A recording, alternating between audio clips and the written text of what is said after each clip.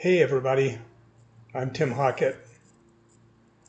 A big contributing factor to division in America is the persistent insistence by the former president that the presidential election of 2020 was rigged. He was adamant, and so were his followers. Immediately after the election, he filed or had filed in his behalf 60 lawsuits across many states challenging the election. That was his right. The courts were the last and best arbiters for the challenges. The number of cases that he won by providing credible evidence was exactly zero.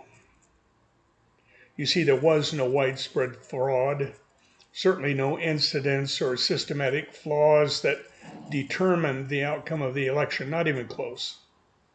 So today I want to talk about our election systems for a few minutes, touching on some dark history, and then I'll point out what I feel are its strengths and even weaknesses. In my discussion called Republic or Democracy, I mentioned that voting rights took a long time to get where we are now, with everyone supposedly protected under the law. Remember that the initial voters in America's history were white, male landowners. As the Constitution and laws were amended and reinterpreted, more and more folks gained their right to vote. Women, people of color, even younger adults. The 26th Amendment, ratified in 1971, lowered the voting age from 21 to 18. Sadly, through all that history, and with states given much latitude to operate their own election systems, bias crept in.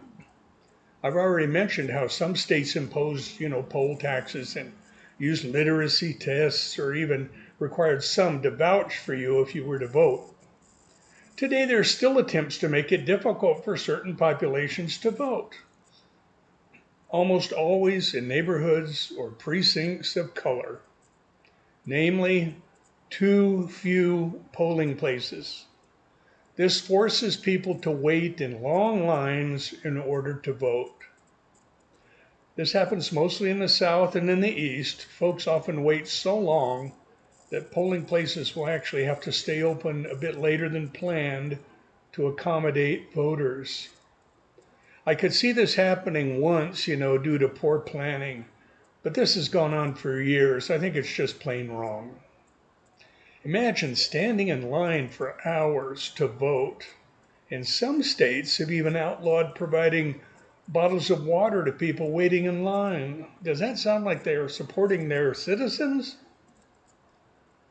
And then sometimes drop boxes for ballots or polling places are a long distance from the voters. That's bad. I think it should be easy for any American to vote. I live in the Pacific Northwest and I voted by mail for many years. I love it because it allows me to read the voter's pamphlet and make choices based on my study of the candidates and the issues. And while signatures are used to identify who voted, an inner envelope containing the actual ballot is separated from the mailing envelope before it's counted, and virtually guaranteeing that the vote and the voter are secure. And I never, ever have to wait in line. The checks and balances go further. Those opening the mail don't tabulate the ballots.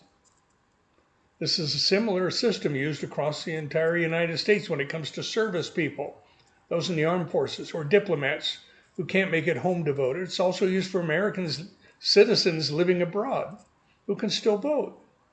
Indeed, they have electronic systems even, which, again, are heavily secured. Do I think that our national election system is perfect? Absolutely not. But virtually all jurisdictions have good people with secure protocols. There are huge flaws in our system, and they're interrelated. The founders, as a compromise, determined that each state, irrespective of its population, would be represented in the United States Senate by 2 senators. The result is what's called the small state bias, namely, Small population states have as much clout in the Senate as do the most populous states. For example, Wyoming has an estimated population of 581,000 and change. That's 0.17% of the nation's population. So if America had 10,000 people, Wyoming would have 17 out of 10,000. California has a population of about 39 million, or 11.7%, but both Wyoming and California have the same number of senators. A state with 67 times the population has the same representation in the Senate. That Senate that gives advice and consent to the president, the Senate that confirms justices to the federal courts, the Senate that tries impeachments. It's way out of balance. Now here's a number to remember. Please remember this. Blue state senators represent over 42 million more people than red state senators, and yet they have almost evenly divided Senate. This phenomenon spills over into outdated, unfair system of assigning power to states in presidential elections. That's called the Electoral College.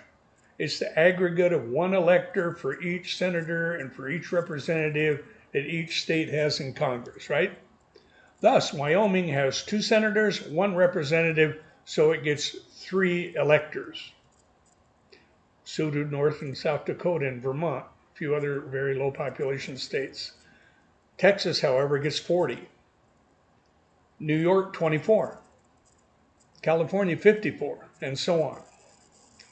It was recognized long, long ago that the electoral system is fundamentally unfair, and more than 700 attempts to amend or completely eliminate it have been tried. Of course, the most fair approach, that's my view, would be to have one person, one vote. Have that rule so that the president's always elected by the popular vote majority. We have actually elected 4 presidents who didn't win the majority of the popular vote. To me, that's just wrong. 2 of those were in modern times, George W. Bush in 2000, and Donald Trump in 2016. So is our system rigged? Well, let's just say it's not rigged, but it's flawed. The outcome of the last presidential election was not rigged. There were too many checks and balances, and despite the fervor of the losing candidate and his followers, Joe Biden won the election. He won both the electoral count as certified by all 50 states and by Congress, and while it's not necessary, he also won the popular vote by over 7.5 million votes. What are the flaws?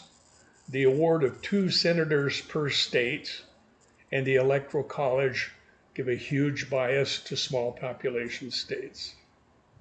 The practical result is that Democrats have to garner way more votes to wield the same amount of power as Republicans. Those are the facts. In conclusion, let me just say that we still need our combined effort to make a more perfect union. There are attempts still to figure out how to be fair nationally when we elect our president.